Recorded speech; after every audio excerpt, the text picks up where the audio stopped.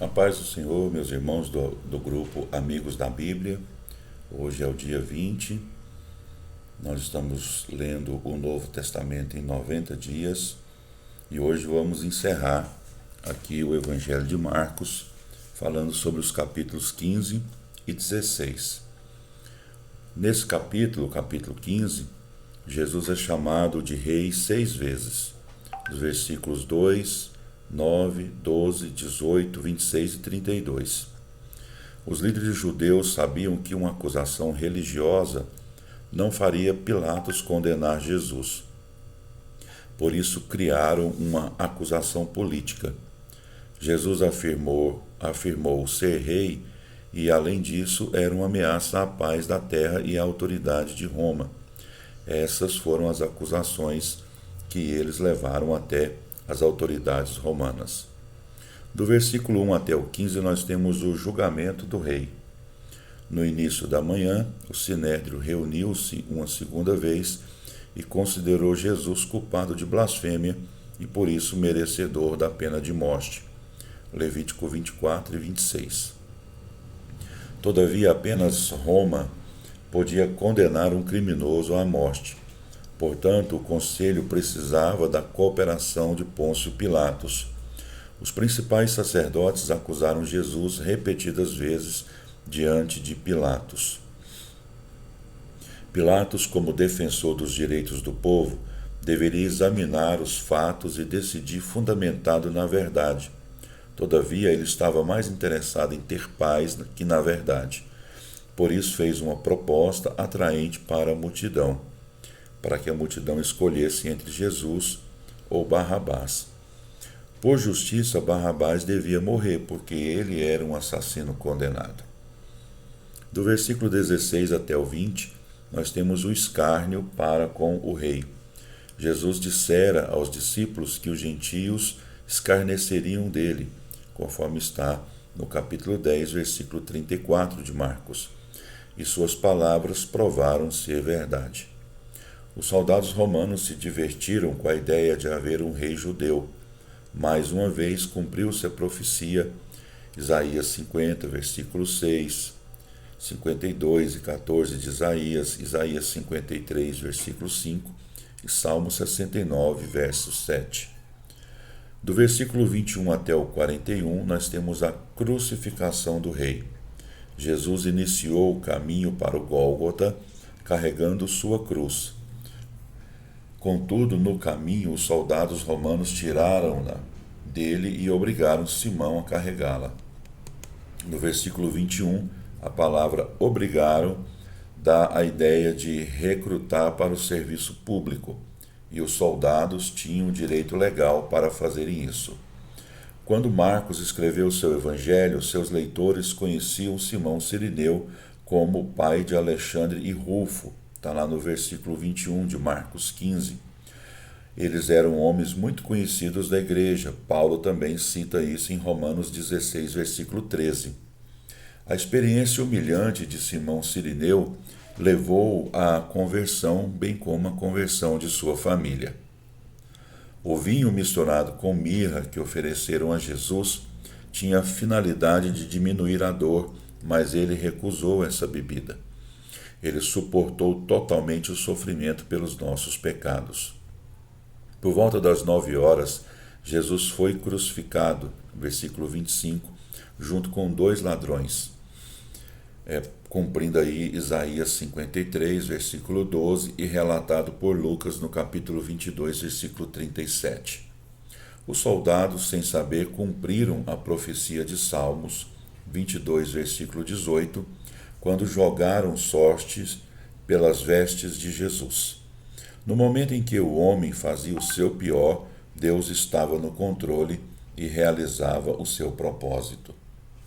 Os passantes, conforme o versículo 29, os líderes, conforme os versículos 31 e 32, os ladrões, conforme o versículo 32, e os soldados, de acordo com Lucas 23, 36 a 37, blasfemavam contra Jesus. Um dos ladrões creu em Cristo e assim entrou em seu reino. Lucas capítulo 23, versículo 39 ao 43. Marcos relata o milagre das trevas sobre a terra, versículo 33, e o do véu do santuário que se rasgou, versículo 38. As trevas lembram-nos o julgamento de Deus sobre o Egito, e o rasgar do véu anuncia que a morte de Cristo abriu o caminho até a presença do Senhor. Hebreus capítulo 10, versículo 1 até o 25, retrata isso. Jesus não foi assassinado, ele desistiu voluntariamente de seu espírito. João capítulo 10, versículo 11 e 15. O clamor dele, de acordo com o versículo 34 de Marcos capítulo 15, ecoa Salmos 22, versículo 1. O Pai desamparou Jesus para que jamais pudéssemos ser desamparados. Do versículo 42 até o 47 de Marcos 15, nós temos o sepultamento do rei. As mulheres fiéis foram as últimas a sair de perto da cruz e as primeiras a ir à sepultura. A mãe do nosso Senhor ficou à cruz até João tirá-la de lá. Contudo, foram José de Arimateia e Nicodemos que Deus preparou para proteger o corpo de Jesus e sepultá-lo. É importante para a legitimidade da mensagem do Evangelho que a morte, o sepultamento e a ressurreição de Jesus Cristo fossem autenticadas como fato histórico. Paulo fala da importância da ressurreição do Senhor, lá em 1 Coríntios, capítulo 15. Marcos, capítulo 16, versículo 1 até o 8, cita um milagre inesperado. As mulheres vão à sepultura a fim de preparar de forma apropriada o corpo de Jesus para o sepultamento definitivo, e embora nos maravilhemos com a fidelidade delas, perguntamo-nos por que esqueceram as muitas promessas que Jesus fez que ressuscitaria. O maior problema delas era entrar na sepultura, pois uma grande pedra bloqueava a entrada. O que elas encontraram no jardim era totalmente inesperado.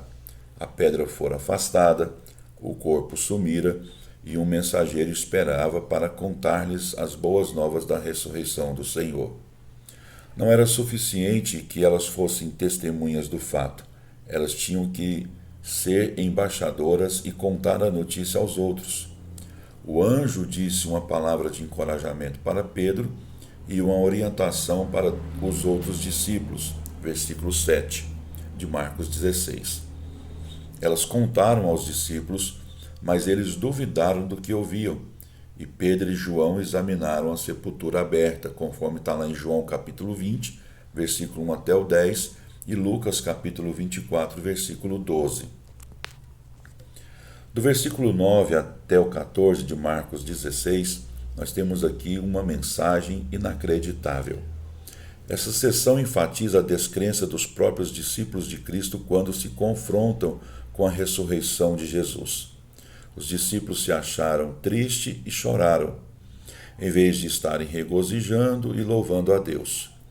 Lucas relata em detalhes a aparição de Jesus para os dois homens na estrada para Emaús, conforme está lá em Lucas, capítulo 24, versículo 32, versículo 13 até o 32, e João, capítulo 20, versículo 19 até o 25, apresenta detalhes de sua aparição no cenáculo.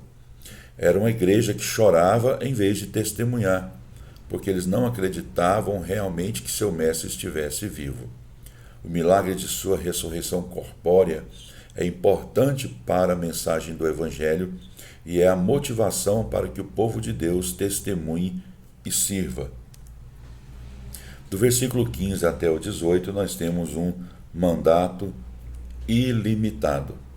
Os 4 evangelhos finalizam-se com uma comissão de Cristo para a sua igreja, de que propague a mensagem do evangelho até os confins da terra. No versículo 16, a ênfase não está no batismo, mas na descrença. Na igreja primitiva, a crença em Jesus Cristo levava à declaração pública de fé pela prática do batismo com água. Dos sinais referidos por Jesus nos versículos 17 até o 18, todos, exceto ingestão de veneno, ocorreram na igreja do Novo Testamento. Expulsar demônios, Atos 5 e 16, Atos 8 e 7, Atos 16, 18, Atos 19, 12. Falar novas línguas, Atos 2, versículo 4, Atos 10, versículo 46, Atos 19, versículo 6, 1 Coríntios, capítulo 12, versículo 30 e o capítulo 14 de 1 Coríntios. Pegar e ser picado por serpentes, está lá em Atos 28, 3 a 5, impor as mãos sobre doentes e curá-los. Nós temos diversos textos em Atos dos Apóstolos. Quero citar aqui como exemplo Atos 3, de 1 a 7, Atos 5, de 15 a 16 e etc. Os sinais e milagres constituíam um forte credencial dos apóstolos, confirmando que o reino de Deus havia chegado com poder. Mediante a ação do Espírito, eles têm continuado a ocorrer entre os cristãos de todo o mundo durante todos esses séculos e hão de continuar até a volta de Jesus. Esses dons, como deixa claro o Senhor, não são destinados a apenas alguns discípulos, mas concedidos a todos os que creem em seu santo nome, aos quais compete não apenas pregar o Evangelho, mas concretizar mediante justamente a manifestação de sinais e milagres o reino de Deus na terra, como fez Jesus. Versículo 19 e 20 de Marcos 16, nós temos aqui um ministério imutável. Jesus retornou para seu Pai no céu, após concluir sua obra na terra, e lá ele representa-nos como nosso sumo sacerdote. Hebreus capítulo 4, versículo 14 até o 16, e o nosso advogado, 1 de João capítulo 2, versículo 1 e 2. No entanto, ele faz mais do que nos representar. Também opera em nós e, por nosso intermédio, realiza o mandato que deixou para a sua igreja, já que o Evangelho de Marcos enfatiza Cristo, o servo. É justo que termine nos lembrando de que o servo de Deus ainda está em operação. Ele opera em nós.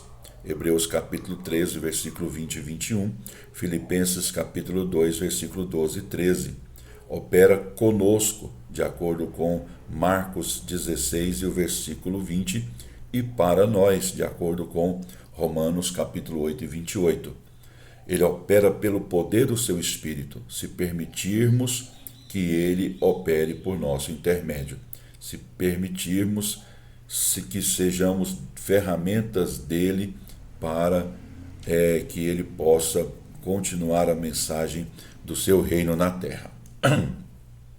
Termina aqui o nosso comentário no Evangelho de Marcos.